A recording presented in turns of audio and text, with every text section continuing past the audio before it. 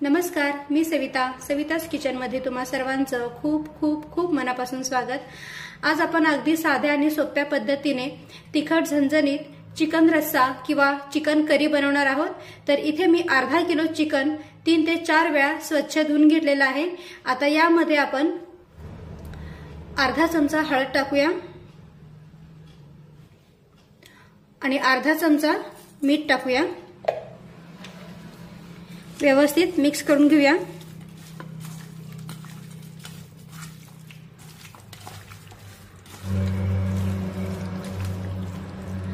आणि आता हे चिकन आपण एक 10 ते 15 मिनिटे मुरण्यासाठी साइडला ठेवून देऊया।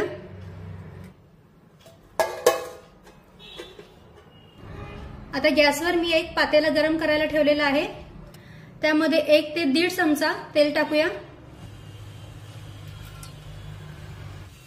तेल हलकसं गरम झालं की त्यामध्ये एक बारीक चिरलेला कांदा टाकूया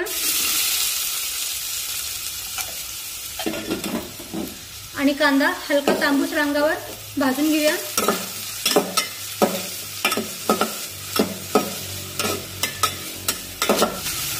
एकसारखा हा कांदा असा हलवून घ्या, म्हणजे सगळीकडून तो व्यवस्थित भाजला जाईल। तर आता तुम्ही पाहू शकता कांदा आपला छान तांबूस रंगावर भाजलेला आहे।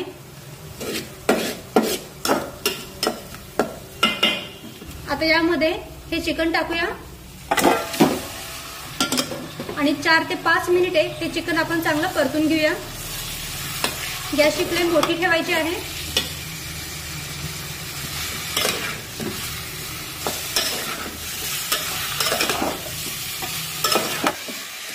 चिकन एक 4 ते 5 मिनिटे तेलामध्ये असं परतून घेतले की ते चवीला खूप छान लागतं।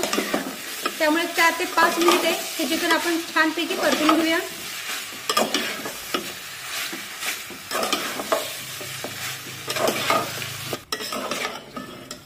तर आता एक 4 ते 5 मिनिटे झालेली आहेत आणि तुम्ही पाहू शकता या चिकनला भरपूर असं पाणी सुटलेलं आहे।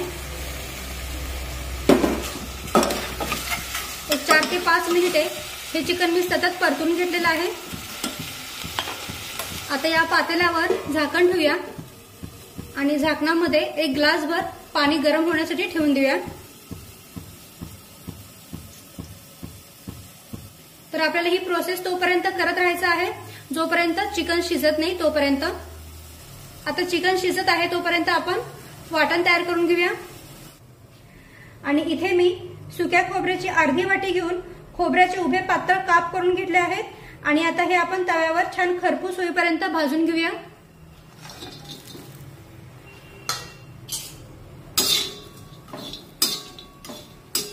खोबरं तुम्ही किसून घेतलं तरीही चालेल। गॅसची फ्लेम मध्यम ठेवून मध्यम आचेवर हे खोबरं छान खरपूस रंगावर परतून घेऊया। तर आता तुम्ही पाहू शकता खोबरं सुद्धा छान खरपूस रंगावर भाजलेलं आहे।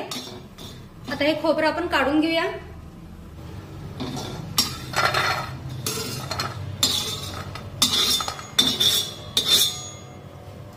आता तव्यामध्ये 1 चमचाभर तेल टाकूया आणि तेल हलकसं गरम झालं की त्यामध्ये इथे मी कांदा उभा पातळ चिरून घेतलेला आहे तो टाकूया। कांदा थोडा मोठ्या साईजचाच घेतलेला आहे। आता हा कांदा आपण छान तांबूस रंगावर परतून घेऊया।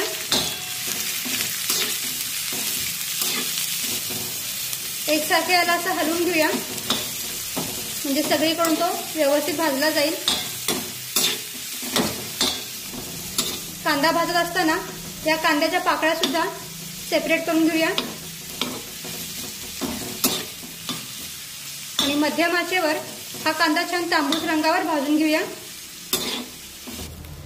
तर तुम्ही पाहू शकता कांदा पण आपला छान तांबूस रंगावर भाजलेला आहे।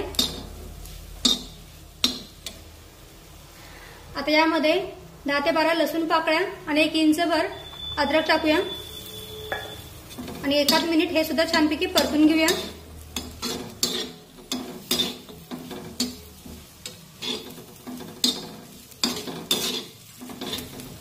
आता 1-2 मिनिटांनी कांदा, आलं आणि लसूण हे छानपैकी मी परतून घेतलेलं आहे।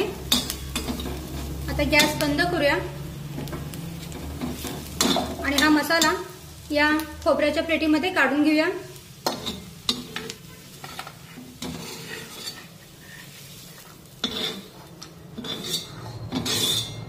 आता हा मसाला पूर्णपणे थंड करून घेऊया आणि त्यानंतर मिक्सरमध्ये बारीक करून घेऊया। आता खोबरं व्यवस्थित थंड झालेलं आहे। आता एक मिक्सरचं भांडे घेऊया आणि त्यामध्ये हे सर्व साहित्य टाकूया।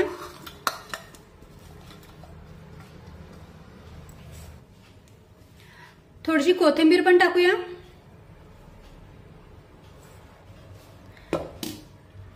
आणि आता हे सर्व मिक्सरमध्ये छानपैकी बारीक करून घेऊया। तर इथे मी खोबरं 2 ते 3 चमचे पाणी टाकून छानपैकी बारीक करून घेतलेलं आहे।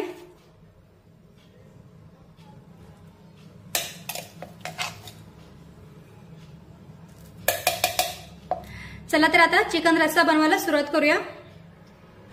आता गॅसवर मी कढई गरम करायला ठेवलेली आहे। त्यामध्ये 2 ते 3 चमचे तेल टाकूया।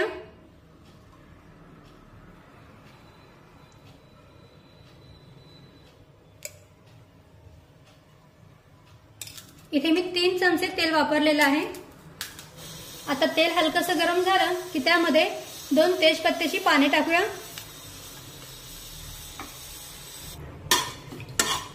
थोडंसं परतून घेऊया।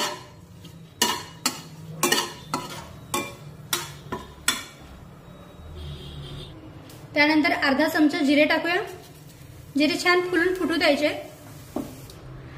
त्यानंतर पाव चमचा हळद टाकूया। सुरुवातीला जेव्हा आपण चिकन मुरण्यासाठी ठेवलं होतं त्यावेळेला सुद्धा आपण हळदीचा वापर केला होता, त्यामुळे आता फोडणीमध्ये फक्त पाव चमचा हळद मी टाकते। त्यानंतर 1 चमचा लाल मिरची पावडर टाकूया।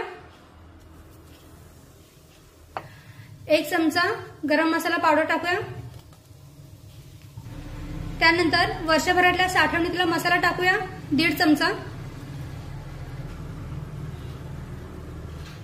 किंवा मग तुम्ही कांदा लसूण मसाला वापरलात तरीही चालेल।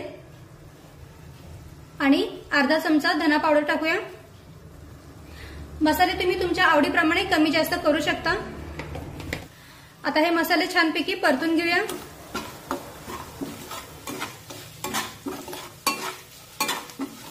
तेलामध्ये आपण हे मसाले छानपैकी परतून घेऊया, म्हणजे मग रश्श्याला रंग सुरेख येईल। की मग हे खोबऱ्याचं वाटण टाकूया।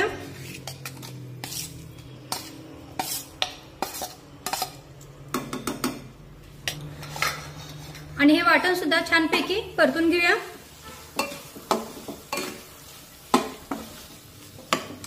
खोबऱ्याच्या वाटणामध्ये हे सर्व मसाले व्यवस्थित आपल्याला मिक्स करून घ्यायचे आहेत।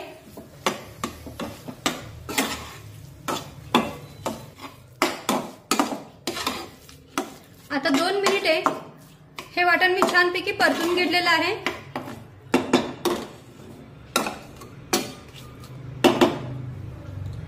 आता कढईवर झाकण ठेवूया आणि गॅसची फ्लेम मंद ठेवून हे वाटण आपण छान तेल सुटेपर्यंत शिजून घेऊया। 1 मिनिटांनी कढईवरचं झाकण काढून पुन्हा हा मसाला हलवून घेऊया, म्हणजे मग तो खालून करपणार नाही। तर आता साधारण 1 मिनिट झालेला आहे। कढईवरचं आपण झाकण काढूया। तर हा मसाला मला थोडासा कोरडा वाटतोय, पण खालून करपलेला नाहीये। आता या मसाल्यामध्ये आपण थोडंसं पाणी टाकूया।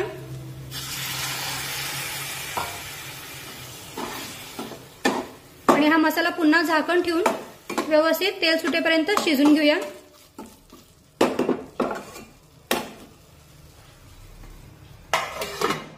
एखाद मिनिटांनी पुन्हा एकदा कढईवरचं झाकण काढून मसाला व्यवस्थित शिजत आहे की नाही ते चेक करूया। तर आता 2 ते 3 मिनिटे झालेली आहेत। कढईवरचं झाकण काढूया आणि तुम्ही पाहू शकता मसाल्याने छानपैकी तेल सोडलेलं आहे। याचा अर्थ हा मसाला आपला अगदी व्यवस्थित शिजलेला आहे। मधल्या वेळेस सुद्धा हा मसाला मी व्यवस्थित हलवून घेत होते, त्यामुळे तो खालून करपला पण नाही आणि अगदी व्यवस्थित शिजलेला आहे।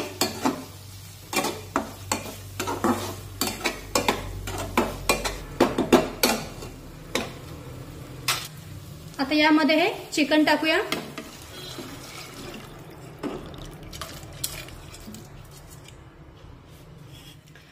व्यवस्थित मिक्स करून घेऊया.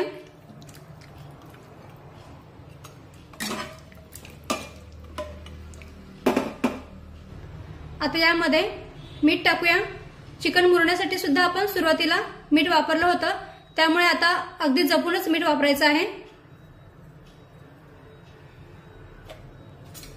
मिक्स करून घेऊया. जर तुम्हाला आणखीन थोडंसं पातळ रस्सा हवा असेल तर यामध्ये तुम्ही आणखीन थोडंसं गरम पाणी टाकू शकता. वरून कोथिंबीर टाकूया आणि आता कढईवर झाकण ठेवूया. गॅसची फ्लेम मंद ठेवू आणि मंद आचेवर एक 5 ते 10 मिनिटे हा रस्सा आपण छानपैकी उकळून घेऊ. आता 10 मिनिटे झालेली आहेत. कढईवरचं आपण झाकण काढूया. तर तुम्ही पाहू शकता चिकनच्या रश्श्याला किंवा चिकन करीला रंग खूप सुरेख आलेला आहे. मस्त तिखट आणि झणझणीत आणि छान तर्रीदार असा हा आपला चिकन रस्सा बनवून तयार झालेला आहे.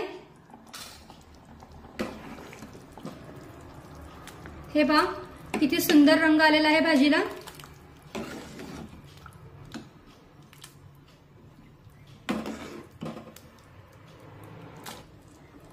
वरून थोडीशी कोथिंबीर पण टाकूया.